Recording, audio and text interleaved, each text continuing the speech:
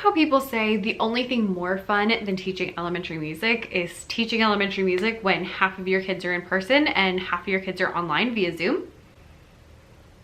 Wait, no one says that because it's basically a nightmare. But if you're here, I'm assuming that's because you are currently teaching hybrid, which means that you are teaching some students in person and some students at home at the same time. Yay. If you are like me, you're not just doing that, but also pushing into teachers' classrooms on a cart. Yay. For some reference, my name is Becca. I teach elementary music. I went virtual just like everyone else did in March of 2020. I taught from my house for all of 2020, and then in January went back to the school because the kids were gonna come back to school, and then they didn't. So we stayed virtual for a few more months, and finally, I think it was like the last week of February, we got kids in school half the time. So I have kids either Monday, Tuesday, or Monday, Tuesday, Wednesday, where I teach hybrid from their classrooms, and then the other days we are still virtual. So it's a bit of a hot mess. I'm still not an expert in teaching hybrid. I'm sure some of you are much better at it than I am, but I am here to talk a little bit about things that I have found so far that might make it a little bit easier. Now, before we get started, I do want to mention I have two freebies. I have a freebie for teaching music on Zoom, and I also have one for activities that you can do from 6 feet away. So that's probably gonna be the one that's more useful to you at this moment, but you can grab both of them if you want because they're free down below in the description bar. So don't forget to grab those. They both are like PDFs with tons and tons and tons of different ideas categorized by like type of ideas, and there's lots of different things that you can do.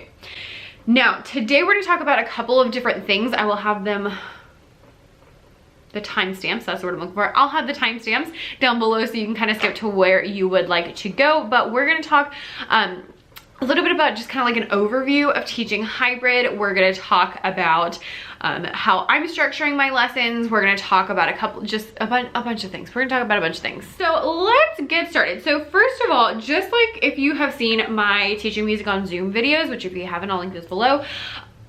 I want you to get rid of all the thoughts that are like, oh my gosh, I'm gonna die because I'm teaching half the kids in class and half the kids online. This is gonna be horrible and all those things. Just take all of those thoughts and let them go because even though they might be true, they're not serving you and they're not helping you. And so even more important than that, you really just wanna make sure that you're like paying attention and thinking about like, how can I look at this in the best possible way? Because even though it stinks, like you have to survive and you have to be able to function until the end of the school year. So to take all those negative thoughts and throw them away, I want you to start with just how you would normally approach class and then kind of adjust things that are not gonna work. So let's start with like how I'm structuring my lessons. As far as like what I'm structuring and how I'm teaching them, when I get into a classroom, we always start with stretches. We did that in my classroom. We did that when they were all online. We're doing that now. We just always start with stretches, and it's a good way, especially if you are on a cart going into the teachers' classrooms, it's a really good way to just kind of like switch their brain and be like, oh, hey, I'm going to music now. Because they're not physically going to music, so they don't have that switch in their brain. So it's really good. I always just have them stand up, stand right behind their chair, and we stretch every single day. After that, we always, every single grade, we do mirrors up and they repeat the I can standard after me. This is just really helpful in making sure that they know like, oh, hey, we do actually learn things in music, and for them to know like what the point of everything is. And then after that, my first and second graders have a welcome song. My older kids do not have a welcome song, and then we go straight into some sort of movement with pretty much every class. So I always like to start with movement because usually they've been sitting like all day long, and especially those little kids, like they need to get the wiggles out. And also movement is something that they can do in the class and at home, so it's kind of the easiest thing to do. Our movement is all staying in our spot or like circling around our desks, but we're still doing movement. Some of my favorite things, I love to do stick figure movement activities. So I have like a little if I should have prepared better for this. I have little stick figure posters. You can get them in my TPT store. They're super cheap. And the kids just like match the stick figure. That's a really good one. My older kids love that one. I like to do, today we did walk and stomp with my first graders, where they walk when I'm, or tiptoe when I'm playing piano, and stomp when I'm playing forte. A couple of my other go-tos are just like listening to songs and keeping the steady beat on different places in your body. That's a really good and easy warm-up. So there's like 3 things to kind of like get you started. And so we start with some kind of movement activity, and then after that we go kind of more into like the core focus of whatever the day is. So if we're working on la, if we're working on quarter and eighth notes, whatever we're working on, that's when we like kind of get down to it. So we work on whatever that is. That usually involves a song. It might involve like watching a video if they need to learn something new. It might involve them doing an activity so that they can like, you know, work on it, drawing time TT, or they can, you know, do whatever. But that's kind of when we work on our like main bulk of our lesson. Then after that, we typically do either a game, we will read a book, or we will do some sort of activity that helps them practice whatever we're working on. Typically a digital activity, because I have so many kids who are at home that it's just easier for me to do a digital activity so that everyone can do the same thing.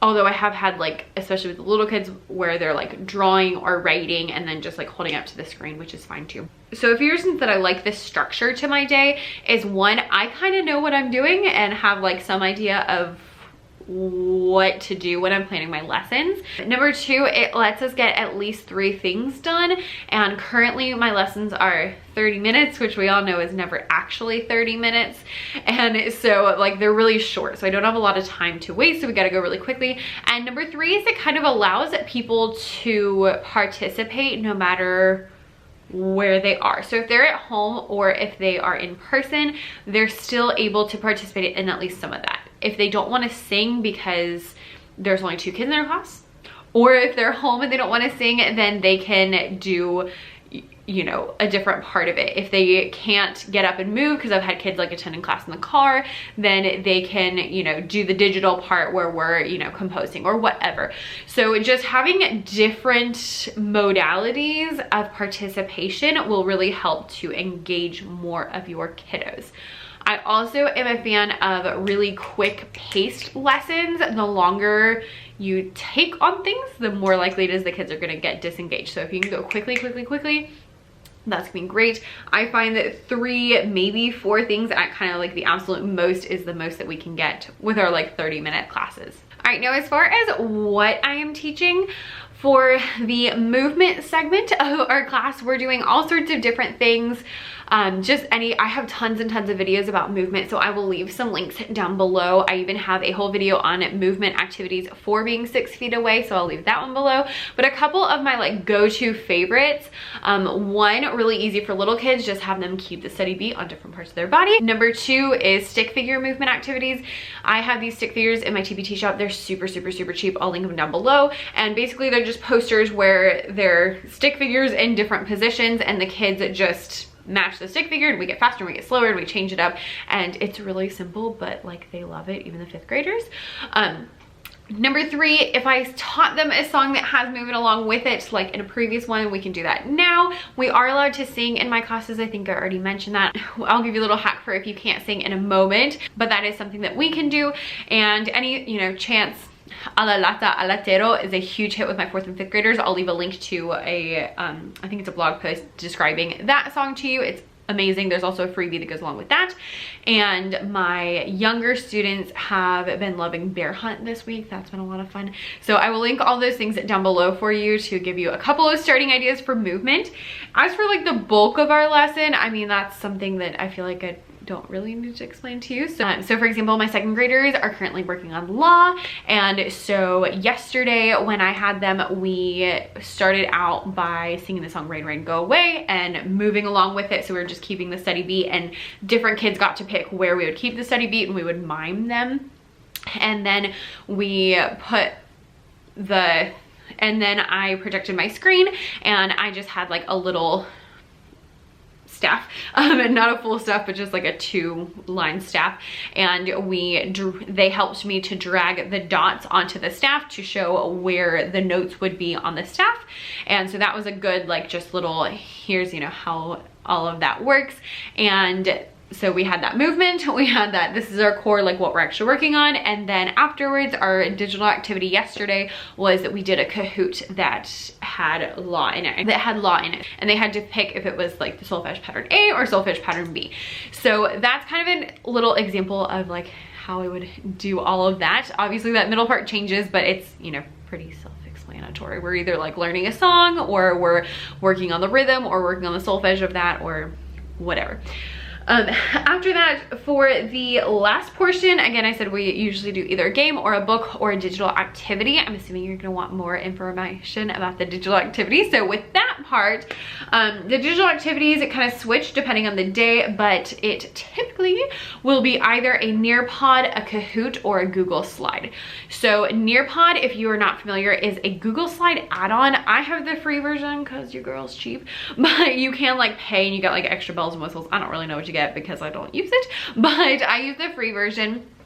And basically you can add interactive things to your slides. So you can have the kids draw, you can have them like match pairs, you can have them there's a really fun game on there called Time to Climb. There's a couple of different things you can do, and it's really great because you can have each of the kids on their own devices and everyone has to respond. So even if you just do like a writing, we did that for last time I had them, where we had a Nearpod and we had like one note missing on a solfege pattern and they just had to draw it on the staff. So it was just like slides that I had already made in a slide previously. I put them into Nearpod, and then each kid got, basically they only see their slide and they would draw, and then you can like project things on the side. It's super cool, super cool. So definitely check that out. If you would like to like more of a how to use it for music, you can let me know that in the comments and I will get on that. Number 2 is Kahoot. Quizzes is also a pretty popular one. I've used Kahoot more, so I'm not as familiar with quizzes, but they're both a lot of fun. Basically they're like they're online quizzes, but it's a really fun, there's like music and it's a competition and it shows like a scoreboard of who's winning, and it's a great time.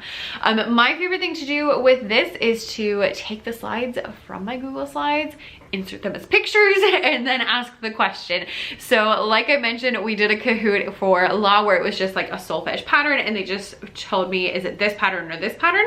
The slides were slides that I just had in a Google Slides document, and I just put the letters of the solfege underneath, and then they just picked which one it was. I will leave that link down below in case you are just happen to be using that one. It's free, and so you can check that out. There's a lot of free ones that you can find on there, but definitely make sure that you look them up before you start class, because sometimes it's hard to find like exactly what you need. There's a lot of like instrument identification and instrument families and stuff like that, so those are good ones to find on there. And yeah, so highly recommend you perusing through Kahoot. Again, I use the free version and it's great. The kids love it and they're probably familiar with it because I feel like most of the classes use it. And then number 3 is Google Slides. You can do so many things with Google Slides, like so many things.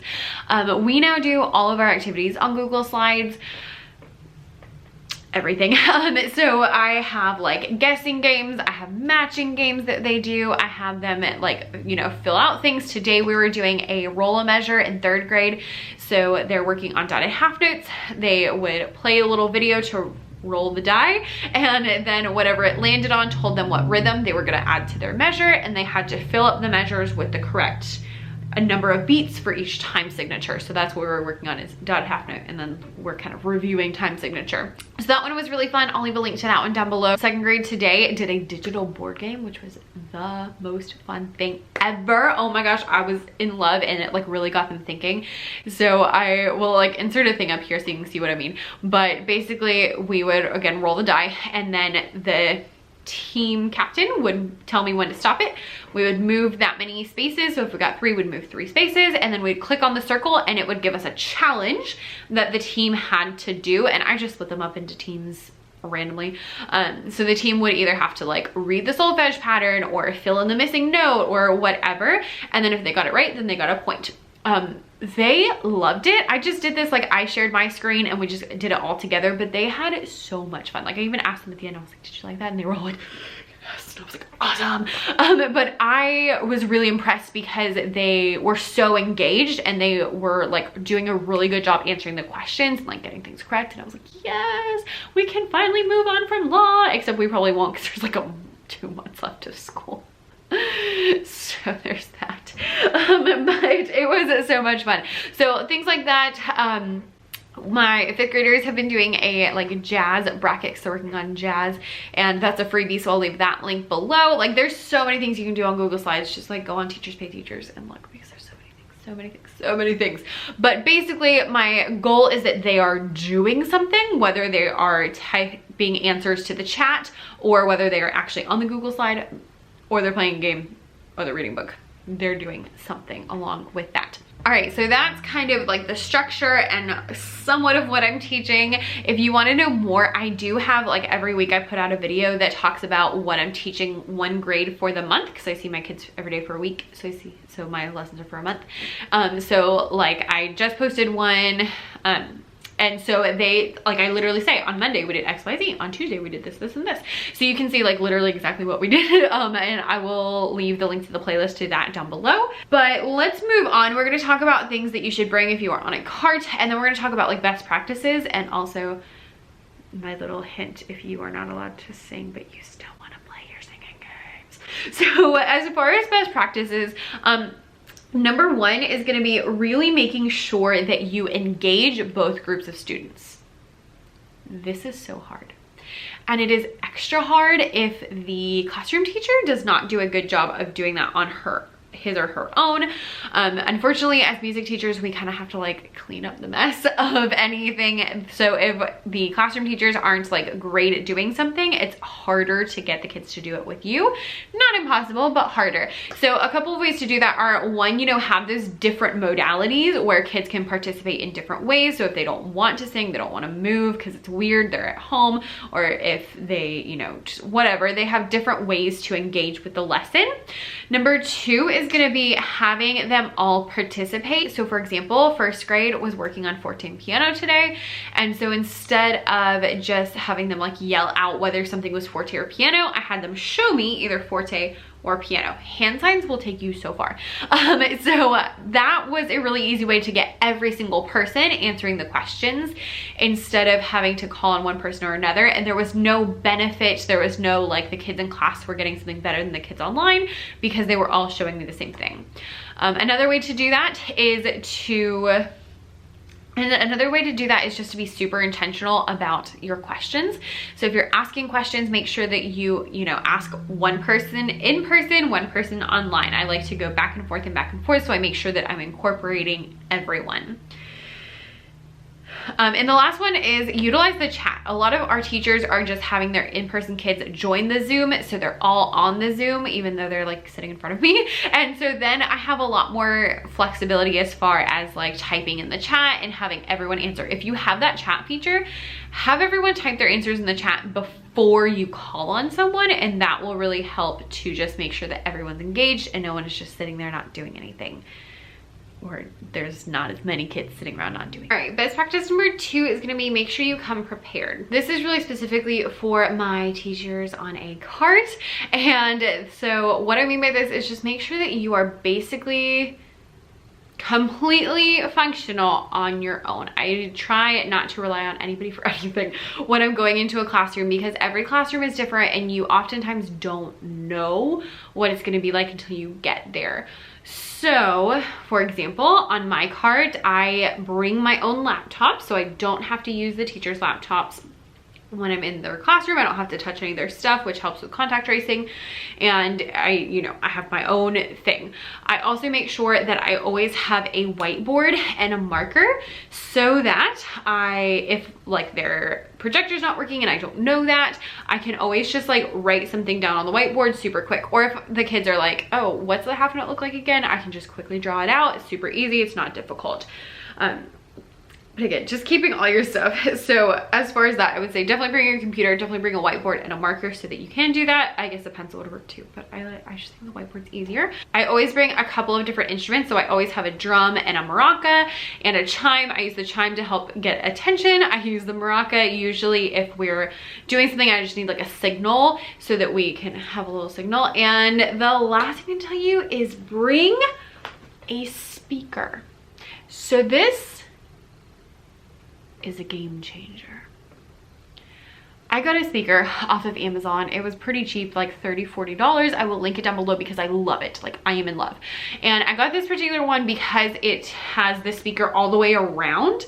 And so my thought was, if it's not super loud, I can put it in the middle of the classroom and it will project every way. So that was like the selling point for me and why I got this one. It's also slightly waterproof, so that's, you know, helpful. Not super great, but helpful. And so that's why I got this particular one. But I love it. It is super loud, super loud. I don't have to put it in the middle. I can leave it like on my car on the corner and everybody can hear it. It's really loud, and I then can play anything I need from my phone. So all I need to do is bring my phone and I can play anything. Now I have Apple Music. If you have an iPhone, I highly recommend. It's $10 a month and it is the best purchase I've ever made. I don't buy anything on subscription because monthly payments stress me out. I'm like, but what if I don't want it one month? What if I don't have as much money one month? Like, I don't like it. But I pay the $10 every single month because it is a game changer. There are so many songs on there. Like, think of every listening piece you've ever wanted to do. They're on there. Most folk songs are also on there. So you can just, like, anytime we're doing a folk song, I'll look it up, and half the time you can find something on there. You can find it. And so you can find different variations of them. It just makes life easier. Also, I find that when you're on Zoom on the computer, having the audio separate from the computer is gonna sound better and be less glitchy. It's a lot more glitchy if you're trying to play it on the computer. So that's really helpful. And my little hack that is amazing is if you cannot find something, and especially if you have like a singing game you wanna play, and especially if your kids aren't allowed to sing, then record yourself singing your song and then you can play it. This is really helpful because, one, masks muffle your voice and so it's harder to hear. Two, the kids are super spread out because they're 6 feet away, and so it's really hard to project in a mask to the kids like way in the back of the classroom because they're spread out so far. And so the speaker can be a lot louder than you. 3, you don't have to sing the same song over and over and over and over. 4, if you have like 2 kids in a class, it's less awkward. And 5, if the kids are not allowed to sing, they still can hear it and you can still do the activities even if they can't sing the song. So 100% recommend this. I know it might feel awkward to record yourself, but like the kids don't care. So just do it. And if you're really, really weird about it, then find someone that you think is a great singer and have them sing for you instead. This has been a total game changer and I've been loving it. So again, we are allowed to sing, but because it's awkward and because like there's just a lot going on, and again, that like space, I have found it so helpful, especially when we're doing those singing games, to just play the song so they can hear it over and over. So like we did Grizzly Bear today and I did not have to do Grizzly Bear 70,000 times. I just had to teach it to them and then I just played it and it was so much better. So I highly recommend that little hack. It is a game changer. And again, I'll leave my speaker link down below. You don't have to buy that one, but I love it. So I just want to share it because my main concern was it being too quiet, and it is very loud. So it's fun. It also comes in a bunch of different colors and there's like a case. So I got the case since I knew I was going to be going to different teachers' classrooms, and you totally don't have to get it, but it's, you know, a little extra protection. The other thing I'm going to say about being prepared is to always have a backup plan, because you never know when the internet's going to go out, or when half your kids are going to be gone, or just who even knows. I have seen so many things in the past few years teaching elementary music that I just know that you never know what's gonna happen. So I always keep a few books on my cart that we can read at the drop of a hat. So if we're like, oh crud, you know, whatever's not working for whatever reason, we have a book we can read instead. I also always have I used to have a list actually, but now I just in the back of my mind have a couple of like songs and games that I know I can pull out that are going to go over well, that the kids are gonna love, that I can do on like a moment's notice if something's not working. So just take the time to sit down and be like, okay, what are some songs or some games that we could do if nothing else is working? And then just grab a book or two and stick them on your cart, even if they have nothing to do with what you're talking about. Kids love books, so don't worry about it. Just having a backup plan is going to, one, make you feel a lot better, and two, if you ever need it, you will have it. And there is nothing worse than needing a backup plan and not having one. So just take a few seconds, think about it ahead of time, and then you'll be ready. Things to remember. So number one is to be flexible, because we're all pivoting so much. We're like twisted up like a pretzel. I know that you hear that a lot, but there's just a lot going on. And so don't get like married to your lesson plans. Expect things to be crazy. Expect things to change. Like when I got to school on Monday and they changed our specials schedule again, and I was like, great. I just expect those kind of things to happen because we're in such a crazy time. So I'm less, you know, stressed out when they do happen. So just think through and think, you know, okay, if this doesn't happen the way I want to, like, it's gonna be fine, because it's probably not gonna happen the way that you want to. The second one is to take, I already said this, but take have a lot of different types of activities and have a couple of different ways that kids can get grades. Whether or not you actually have to do grades, you still wanna make sure that you know like where your kids are and if they're understanding the concepts you're working on. But sometimes you're trying to do something and someone can't hear you, or they can't get onto the activity, or just whatever. There's a bajillion different things that can go wrong. So as you're thinking through your lessons, try to have different types of grades. So maybe you have some grades where the kids are typing you answers in the chat. Maybe you have some grades where they're just telling you answer 1 or answer 2. Maybe you have some grades that are on Google Slides. Maybe you have some grades that are on Kahoots. All of those things are valid in different ways, but it's gonna allow students to show you their mastery in different ways. Even in this super weird time, it is what it is. So have different types of activities so that different students can participate. And the last one is to give yourself grace, because you just have to. Like, it's crazy. This time is crazy. And that's about all I can tell you about it. Like, it's crazy, it's ridiculous, it's going to be ridiculous, expect it to be ridiculous, and just know that you're doing the best you can. You're learning all sorts of new things that you never thought you would ever have to learn, that you probably don't want to learn, and maybe are not in your favorite teaching situation right now. So just give yourself grace. If you are not loving teaching, that's okay. It doesn't make you a bad teacher. Try to find other ways to insert joy into your day, whether that's at school or after school. Maybe it's a hobby. Maybe it's, you know, putting a candy bar in your lunchbox every day, like, no judgment. You know, just try to find some ways that you can insert joy. And if your joy is not coming from teaching, like, that's okay. And so just remember that. Remember you're human and all that good stuff. And give yourself some grace. If you have specific questions about hybrid teaching, leave them in the comments. I cannot guarantee I know the answers to everything, because does anyone know the answers to all of these things? But I will give you as much help as I possibly can. So leave any questions, ideas, thoughts in the comments. I will link all of the stuff I talked about, if I remember it all, in the description. And don't forget to subscribe, especially if you made it all the way to the end. Subscribing makes sure that you see future videos, and if you hit that like button, it also helps other people to see my videos and get help with their hybrid teaching situation. So thank you guys so much for watching, and I will see you next time. Bye.